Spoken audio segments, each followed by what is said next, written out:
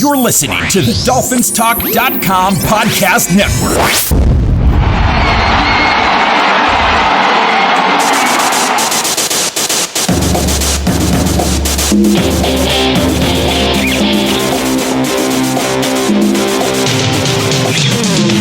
You're listening to the DolphinsTalk.com podcast, the most listened to daily Miami Dolphins podcast on the internet.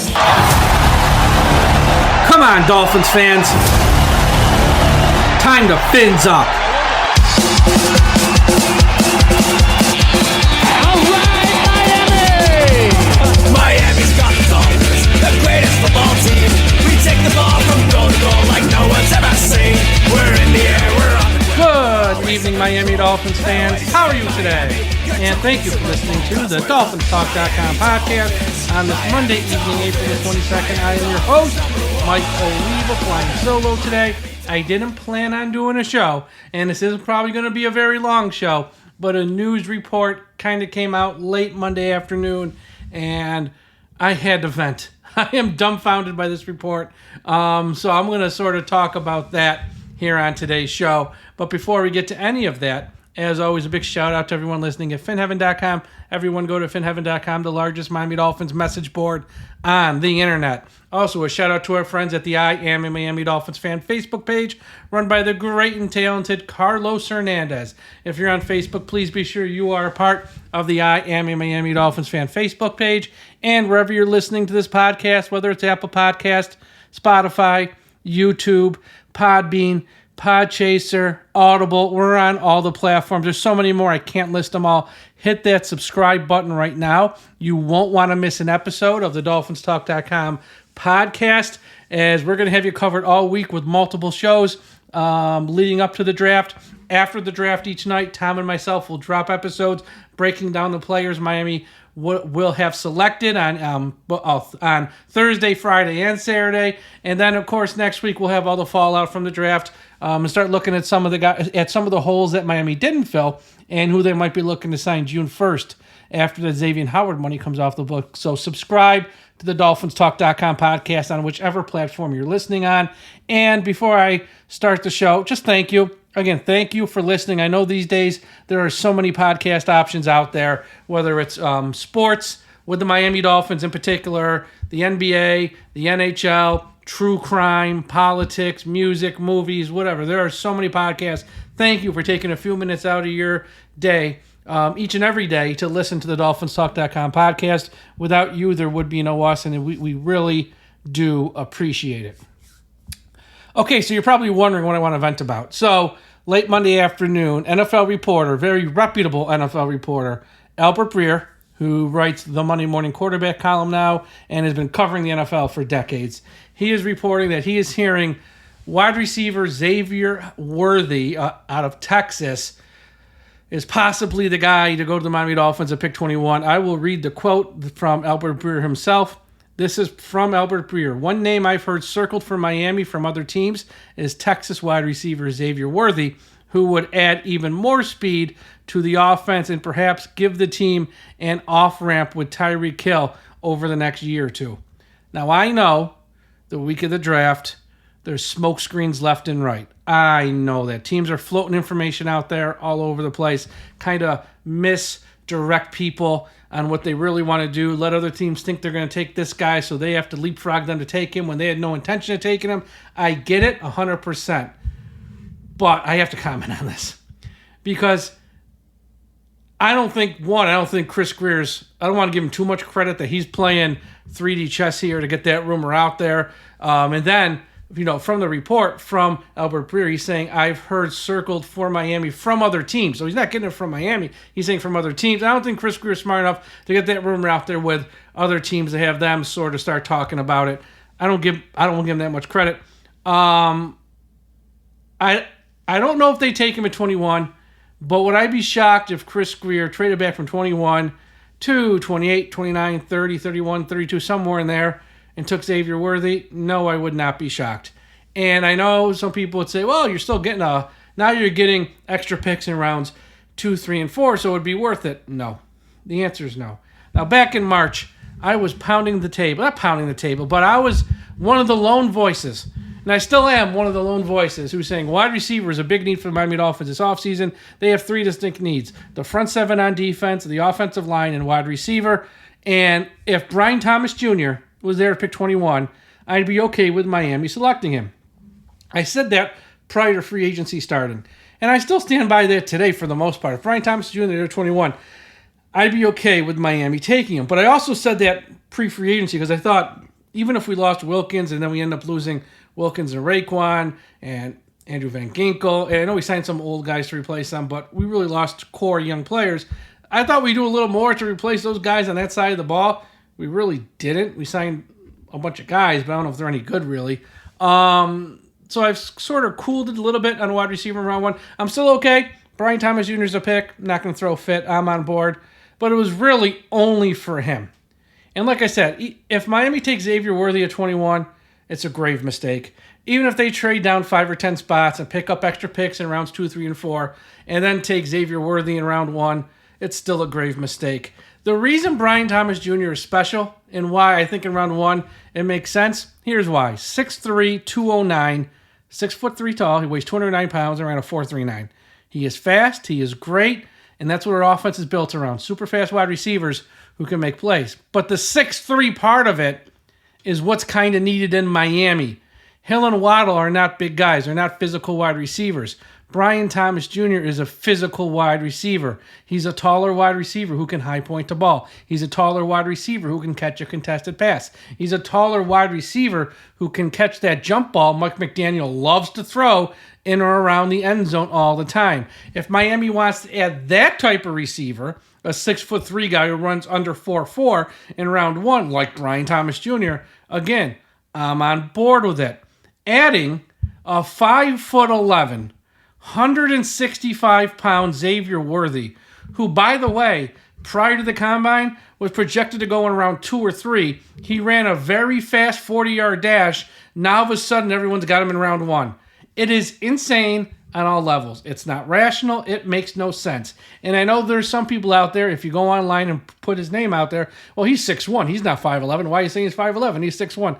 Texas listed him as 6'1". We know colleges inflate the heights and weights of their athletes. When Xavier Worthy went to the combine with independent people who don't care how tall he is, he measured a 5'11". He's small. And I get it.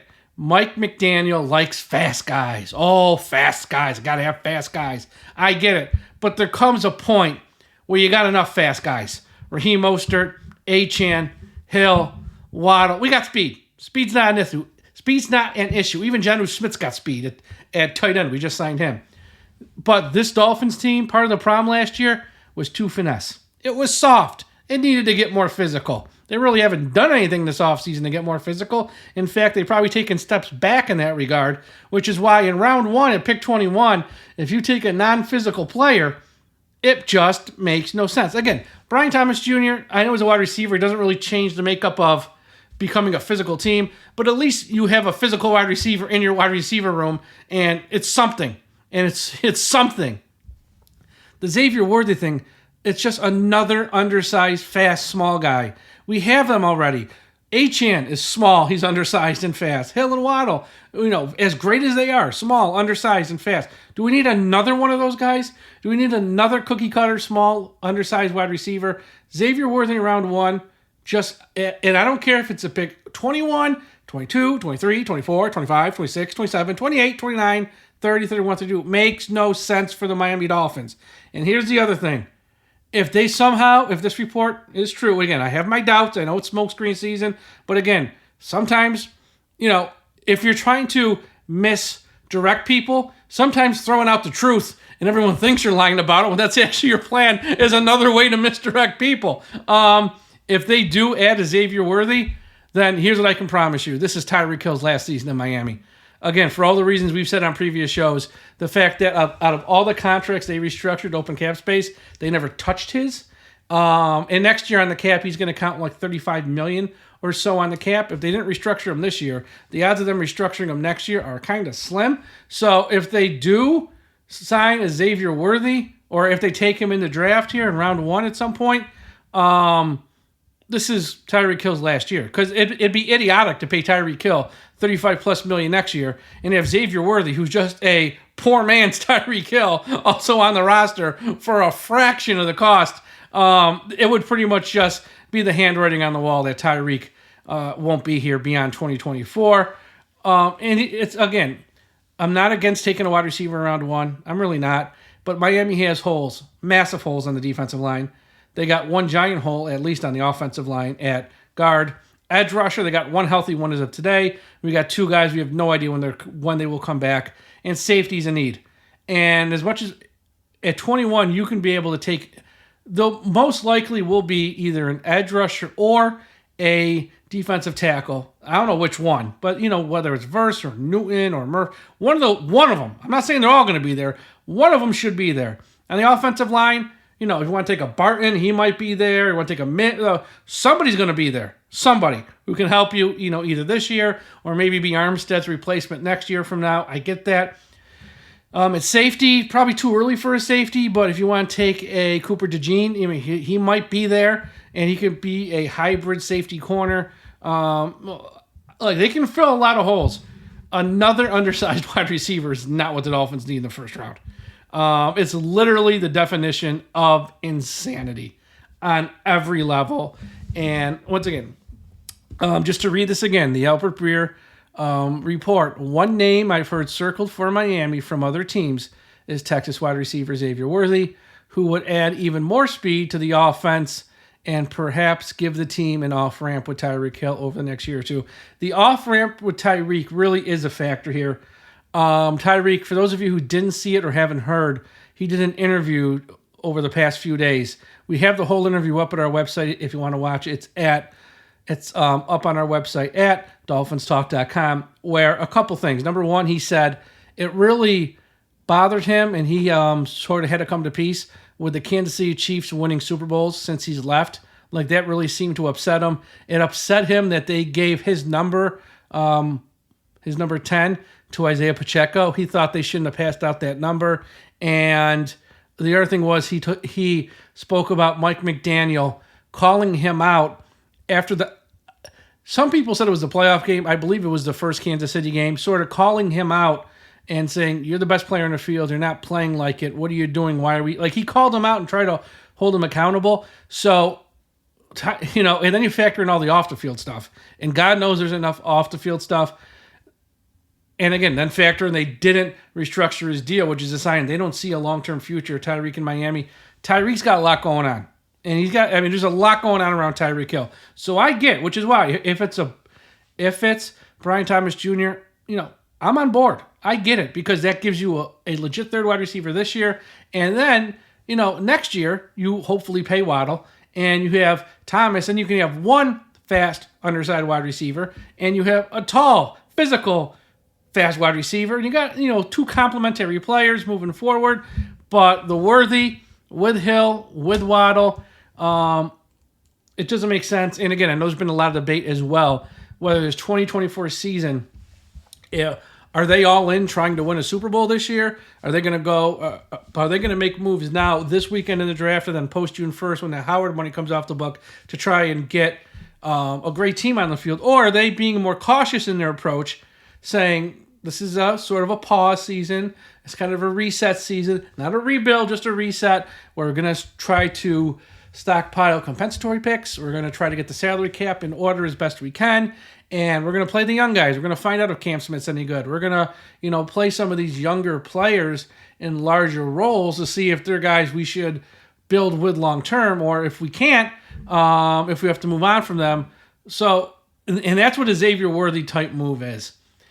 You don't take Xavier Worthy under one more undersized fast wide receiver in round 1 and honestly say you're all in to win a Super Bowl this year. That is, okay, this year is sort of a pause season. It's a step back season. Worthy, let's get him acclimated so he can replace Hill a year from now. And that's what that move is. So, again, I know it's silly season. And every general manager and every organization is floating false info out there to gain position and sort of lead other general managers and other teams in ways to sort of get them off the scent of their trail. I totally get it. But I pray that's all this is. Because if this is serious, this is a huge mistake that Miami will make on Thursday night. Again, nothing against Xavier Worthy, the person. I'm sure he's a great person. And I'm sure he's a fit for... Look, if he's Tyreek Hill light, not exactly Tyreek Hill, but like a light version of him, there's a lot of teams he'd be great on. Hell, he'd be great on the Bills. If the Bills took him at 28, I get it. They need wide receiver help. He'd be a good one to get. I totally get it. And there's like a lot of other teams he'd be a perfect fit for. If he went to the Chiefs need wide receiver. With the last pick of round 1, if they took him, he'd be great there. I'm not saying he's a bad player. He's just a bad fit for Miami. And there's a difference between saying someone's a bad player and a bad fit for Miami. If we had 2 tall wide receivers, 2 guys that are 6'3", 6'4", who might not be so fast and maybe look a little bit slow, I'd be going, yeah, let's get Xavier Worthy, throw him in the mix and spice things up on offense. But we already got this guy. We got him twice.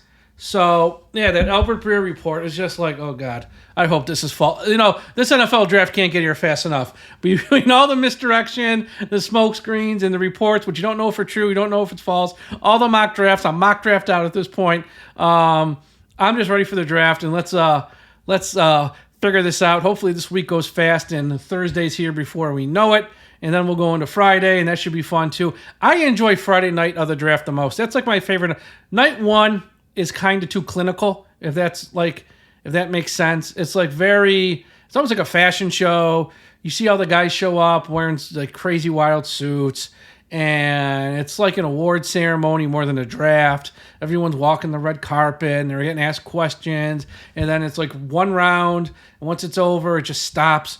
That Friday night's a little bit more laid back. It's loose. You got rounds 2 and round 3. There's not many players there in person, so if they get picked, they're on stage. I mean, there's always a couple, but there's not like many. And so I love the Friday the most. And plus, it starts like at 7 o'clock, 1 hour earlier. And for those on the East Coast, that's always great. So I like the Friday the best. That's like to me, Friday is the draft. I know round 1's so important with the quarterbacks and everything, but Friday is fun. And that's when the draft is fun. It's a Friday night. It's just great. So we'll see what they do this weekend. Again, here's the plan. We got a lot of new podcasts up. Stephen D and Jason Sarney are doing some position breakdowns. Check out a show. They put out a show on Monday talking about wide receivers. Funny enough, wide receivers and tight ends. We have a new same old Dolphin show with Josh and Aaron and a special guest from Go Time Dolphins. Myself and Ian Berger will be on Wednesday. Tuesday, we have a show. Jason and Steven are doing another position show, so check that out. And we're going to have a show of Fin Factor with Manny and Marissa. That's going to drop on Tuesday as well.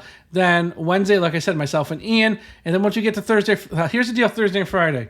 Go to the Dolphins Talk YouTube channel, subscribe. Why? Wall-to-wall coverage. Thursday, when night 1 starts, Jason Sarney and Stephen D are going to be on the air. I'm going to be on the air. Tom Ernestie's going to be on there. Ian's going to be on there. Josh and Aaron. We're all going to pop in and out. Maybe stay 15, 20 minutes, leave, come back. We're all going to be on Thursday night all through round 1. Friday, we do it all over again. And then, when Miami's on the clock, if you want to see live reaction from the people, on our YouTube channel, check it out. So it's going to be a lot of fun. Make sure you are subscribed to the Dolphins Talk YouTube channel. You're not going to want to miss it. And as always, wherever you listen to this podcast, subscribe. We really appreciate it. If you're watching this on YouTube, smash that like button. It always helps. Just smash that like button right now. We really do appreciate you all taking the time to listen to our shows.